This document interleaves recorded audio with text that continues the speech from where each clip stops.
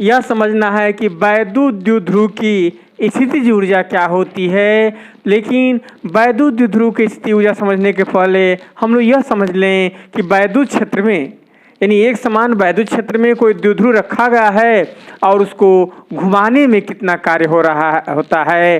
तो इस चीज़ को पहले समझ लिया जाए। अब चूंकि आप पीछे जो तरीका बताया गया है कैलकुलस के विषय में आप परिचित हैं और हम लोग यही प्रयास करें कि कैलकुलस के माध्यम से निकालने का प्रयास करें कि द्विध्रुव को घुमाने में आपको कितना कार्य किया जाता है।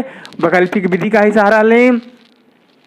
और आप जानते हैं, पीछे पढ़ चुके हैं कि कोई वैद्युत ध्रुव अगर बाह्य वैद्युत क्षेत्र में रखा जाता है तो उस पर बलयुग्म कार्य करता है और उस बलयुग्म का आघूर्ण कितना बताया गया है कि जब कोई वैद्युत द्विध्रुव बाह्य वैद्युत क्षेत्र में रखा जाता है तो उस पर कार्य करने वाला वैद्युत ध्रुव का आघूर्ण टाउ बराबर होता है आपका पी साइन थीटा।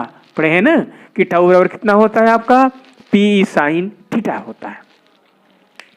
जिस प्रकार बल का अगर आघूर्ण निकालते हैं तो बल गुणे दूरी से गुणा कर देते हैं, लंबवत दूरी से गुणा करके बल का आघूर्ण निकलता है।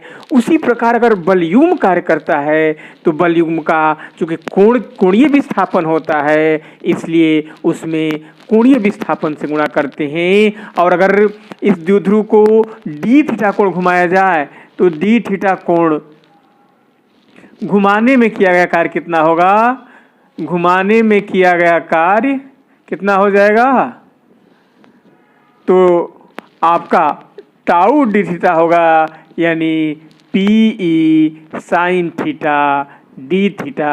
इसको हम लोग क्या मान दे, समझाने के लिखे थे, इसको आप डी डब्ल्यू मान लें कि डी डब्ल्यू बराबर घुमाने में डी थीटा कोण घुमाने में क्या करता है P sine theta D theta हुआ। अब उसको थीटा 1 से यानी किसी प्रारंभिक इनिशियल अवस्था से उसको थीटा 2 कोण पर विस्थापित कर रहे हैं तो उस समय किया गया कार्य आपका 0 अगर डब्ल्यू उसको मानते हैं कहाँ से कहाँ तक, थीटा 1 से थीटा 2 कोण तक उसको घुमाने में किए गए कार्य की गणना कर रहे हैं।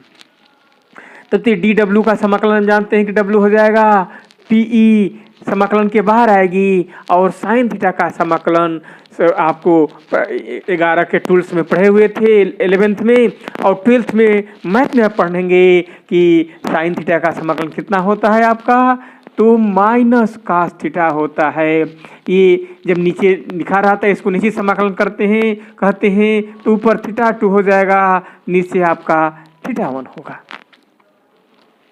इस प्रकार W बराबर पीई माइनस कास थीटा हुआ आपका थीटा 2 टू थीटा 1।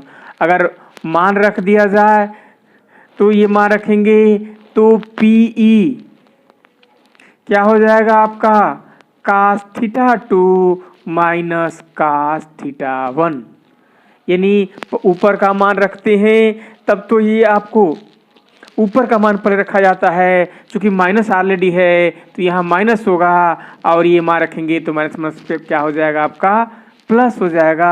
इसलिए P minus cos theta 2 plus cos theta 1 होगा। इस प्रकार W बराबर क्या हुआ आपका P cos theta 1 minus cos theta 2। ये आपको फार्मूला हुआ किसको, द्विध्रुव को घुमाने में। यानी किस आधार पर लिया गया कि इस पर टाउ बराबर कितना कार्य करता है पी साइन थीटा कार्य करता है। जब कोई भी द्विध्रुव आपको बाह्य वैद्युत क्षेत्र में रखा जाता है तो क्षेत्र के प्रभाव पर जो उसमें बलयुग्म कार्य करता है वो बलयुग्म टाउ बराबर पी साइन थीटा होता है। अब उसको अगर डी थीटा कोण घुमा रहे हैं तो जैसे आपका बल गुणे विस्थापन का गुणा करके हम लंबवत दूरी आपका गुणा करके आपका बल का आघूर्ण निकालते हैं, उसी प्रकार अगर कोणीय विस्थापन में कोणीय घुमाने की स्थिति में वो आपको बल का काम बल युग्म करता है आपका, और उसके बाद उसी को डी थीटा कोण घुमा रहे हैं इसलिए P sine theta into D theta हो जाएगा। अब उसको थीटा 1 से थीटा 2 कोण घुमाना था इसलिए ये तो कांस्टेंट राशि होगी, साइन थीटा का समाकलन आपको माइनस कास थीटा होगा और थीटा 2 रख दिए, फिर थीटा 1 रख दिए, तो ये आपको फार्मूला प्राप्त हुआ। इस प्रकार किया गया कार्य आपको कितना प्राप्त हुआ द्विध्रुव को घुमाने में किया गया कार्य, तो W बराबर आपको PE cos θ1 माइनस cos θ2 ये आपको प्राप्त हो रहा है। अब अगर द्विध्रुव आपको वैद्युत क्षेत्र की दिशा, ये जो वैद्युत क्षेत्र की दिशा होती है, अगर ये वैद्युत क्षेत्र की दिशा θ1 इस दिशा से ही आकलन किया जाएगा, तो इस दिशा से अगर वो 0 हो जाएगा θ1 माने इसी दिशा में होगी, तब तो क्या हो जाएगा, उसको संतुलन अवस्था कह सकते हैं। यानी उस क्षेत्र की दिशा में अगर द्विध्रुव रखा हुआ है और उस स्थिति में θ1 का मान क्या होगा, अगर 0 माने और वहाँ से घुमा रहे हैं अगर, यानी इन केस स्पेशल केस ले लें कि θ1 का मान क्या हो जाए, 0 हो जाए, साम्य अवस्था हो, और θ2 को अगर हम थीटा मान लें, तब W बराबर क्या हो जाएगा, PE cos 0 माइनस cos θ होगा। cos 0 का मान जानते हैं कि 1 होता है। इस प्रकार W बराबर PE आपका 1 माइनस cos θ हुआ। इस प्रकार आप ये फार्मूला जनरेट हुआ कि किसी भी द्विध्रुव को अगर आपका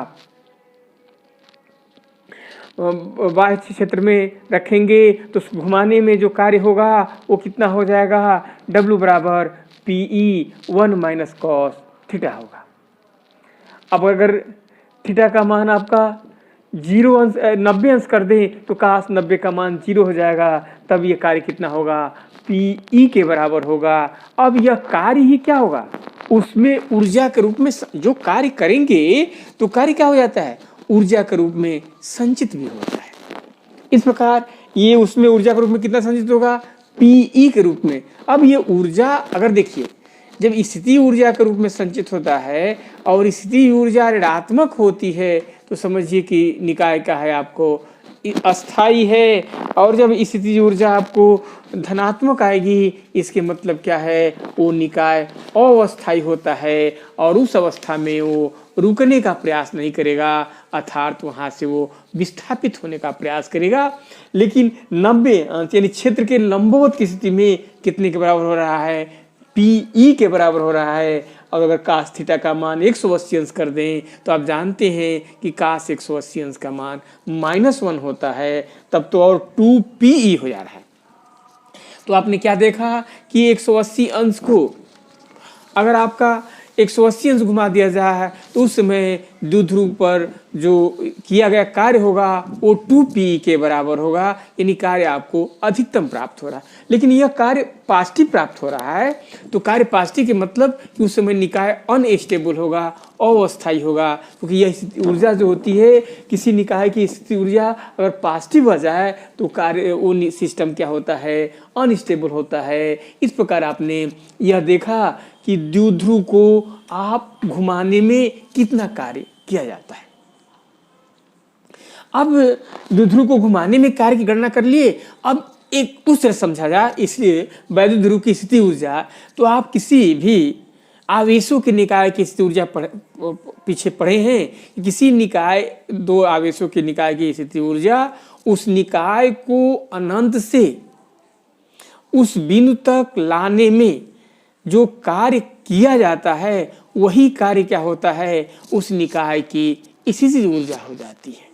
तो ये द्विध्रुव को भी समझिए कि इसमें प्लस आवेश और माइनस आवेश होते हैं। इस दोनों आवेशों को अनंत से उस वैद्युत क्षेत्र में लाया गया है। आप जानते हैं कि प्लस आवेश को लाएंगे तो बाहर से आपको कार्य करना होगा, क्योंकि वो प्रतिकर्षित करेगा उसको क्षेत्र, तो उसको आपको जबरदस्ती, माने कहने का मतलब उसको बाहर से आपको बल लगा कर उसको लाना होगा, तो बाहर से उस पर कार्य करना होगा। और माइनस आवेश स्वयं उस क्षेत्र के विरुद्ध से खींचे चला आएगा, तो उस पर तो वो स्वयं जो होता है आपको बाहर से कार्य नहीं, क्षेत्र कार्य करेगी। यह कार्य ऋणात्मक भी होगा, क्षेत्र कार्य करेगी। तो इस प्रकार आपको इस द्विध्रुव को लाया जा रहा है और वैद्युत क्षेत्र में, तो आपको ये देख रहे हैं कि जो प्लस क्यू आवेश होगा उस पर तो आपको बाहर से कार्य किया जाएगा, और माइनस क्यू आवेश पर जो क्या होगा, निकाय आपका वो से वैद्युत क्षेत्र स्वयं कार्य करेगी। तो यह कार्य करने से ध्यान ऋणात्मक होगा, तो वो स्वयं कार्य करेगी तो ऊर्जा तो कम होगी। सामान्य समझा रहे हैं, दूसरे से वो आपको स्वयं सिस्टम कार्य करेगा। इस प्रकार आपको एक चीज देख रहे हैं कि अगर ये दोनों बराबर दूरी तय किए होते तब तो एक पर कार्य बाहर से किया गया होता और एक पर कार्य आपका स्वयं प्राप्त होता। इस स्थिति में आपको दोनों पर नेट कार्य क्या होगा, 0 के बराबर हो जाता है। तो नेट कार्य 0 के बराबर हो जाता है उस स्थिति में। तो यानी कहने का मतलब 90 अंश के तल पर अगर द्विध्रुव को लाया जाए तो उस स्थिति में तो उसका नेट कार्य 0 के बराबर होगा। लेकिन अगर इस भाषा में समझा जाए तो यहां अगर उसी क्षेत्र के दिशा पे ही आपको दोनों आवेशों को लाया गया है, लंबवत करके नहीं, दोनों आवेशों को एक तल में ही लाया गया है, तो ये माइनस क्यू आवेश को प्लस क्यू आवेश की अपेक्षा आपको 2l दूरी, जो इनके बीच की दूरी है वो 2l दूरी अधिक तय करनी होगी। और आप जानते हैं कि इस आवेश पर वैद्युत क्षेत्र की तीव्रता अगर E है तो आपको इन पर लगने वाला बल कितना हो, तो जब 2l दूरी अधिक तय करनी होगी तो इस पर अतिरिक्त कार्य प्राप्त होगा, और यह अतिरिक्त कार्य क्या कितना होगा आपका, तो जो बल लगेगा और ये आपका 2l जो अतिरिक्त दूरी तय होती है उसी के बराबर होगा। क्योंकि यह आपको क्षेत्र कार्य कर रहा है, और आप जानते हैं कि आवेश पर जो बल कार्य करता है वो Q इंटू E होता है। तो इस पर जो बल कार्य करेगा वो Q इंटू E होगा। क्योंकि सिस्टम निकाय कार्य कर रहा है इसलिए कार्य निगेटिव होगा। तो ये मान कितना होगा, माइनस QE इंटू 2l हुआ। Q इंटू 2l को आप P कह सकते हैं, तो इसका मान क्या हुआ आपको, P हुआ। इस प्रकार आपको द्विध्रुव को अनंत से क्षेत्र के अनुगत ही आपको वैद्युत क्षेत्र में लाया जाए तो वो जो कार्य होगा वो ऊर्जा के रूप में संचित होगा, और यह ऊर्जा कितनी हो जाएगी, तो माइनस PE के बराबर होती है।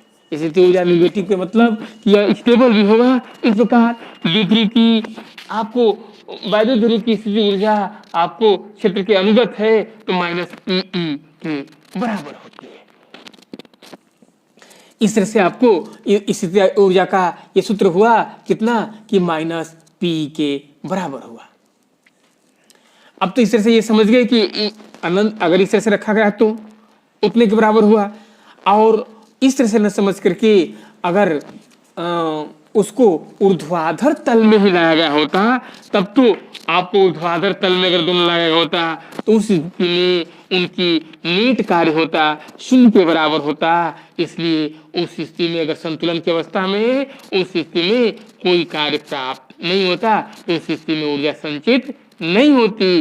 लेकिन अगर उसको थीटा कोण घुमा दिया जाए या इसी तरह से द्विध्रुव है, अब इसको थीटा कोण घुमा करके इस स्थिति में अगर हम पढ़े कि इस द्विध्रुव को अगर थीटा कोण घुमा दें, ऐसे भी कर सकते हैं, इतना तो कार्य इससे प्राप्त हुआ। और अगर इसको थीटा कोण घुमा दें तो अभी पढ़े थे, इसीलिए उसको समझाए थे कि थीटा कोण घुमाने पर जो किया गया कार्य होता है W बराबर PE 1 माइनस कॉस थीटा होता है। कितना होता है, W बराबर P1 माइनस का थीटा है। तो द्विध्रुव को थीटा कोण घुमाने पर किया गया कार्य हुआ। तो ये क्वेश्चन नंबर फर्स्ट हुआ और ये क्वेश्चन नंबर सेकंड। अब ये तो लाने में किया गया कार्य है और इतना आपको घुमाने में किया गया कार्य है। दोनों परिणामी जो होगी ऊर्जा जो होगी U0 और इसके कारण भी जो ऊर्जा होगी U थीटा कर दें तो दोनों का योग क्या होगा, ये माइनस P है और ये plus PE 1 minus cos theta है। P से P एक माइनस प्लस तो कट जाएगा, तो इसमें ऊर्जा हो जाएगी आपको ये ऊर्जा तो माइनस PE कॉस थीटा हो रही है। तो इस प्रकार द्विध्रुव को अगर थीटा कोण की दिशा में अगर रखा गया है तो उसकी स्थिति ऊर्जा कितनी होती है, तो PE कॉस थीटा होती है, जहाँ थीटा उसकी साम्यावस्था से बनाया गया कोण है। अब तो आप समझ गए होंगे कि स्थिति ऊर्जा का यह व्यापक समीकरण कितना हुआ, U बराबर माइनस PE कॉस थीटा हुआ। अगर अब इस तरह से समझ में नहीं आ रहा है तो इसीलिए दूसरी कॉन्सेप्ट भूमिका बनाए थे कि अगर दोनों ऐसे करके द्विध्रुव को लाएंगे तो इस स्थिति में दोनों आवेश बराबर दूरी तय करके आए हैं, इस पर नेट कार्य 0 के बराबर होगा। अब अगर इस 90 डिग्री से ही थीटा कोण घुमा दिया जाए और उस स्थिति में किया गया, अब 90 से घुमाया जा रहा है, तो उस स्थिति में किए गए कार्य की गणना कर दें तो आपको 90 टू थीटा आपका PE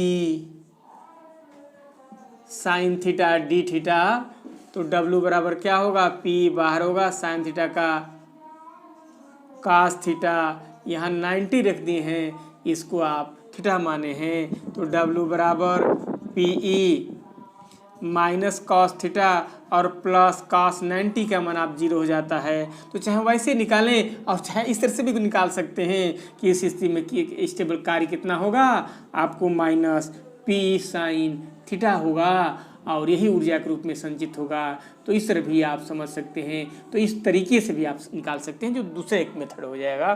तो इस जैसे भी निकालें, ये आपको द्विध्रुव की स्थिति ऊर्जा है और हम समझ गए कि आप अब इसको समझ लिया।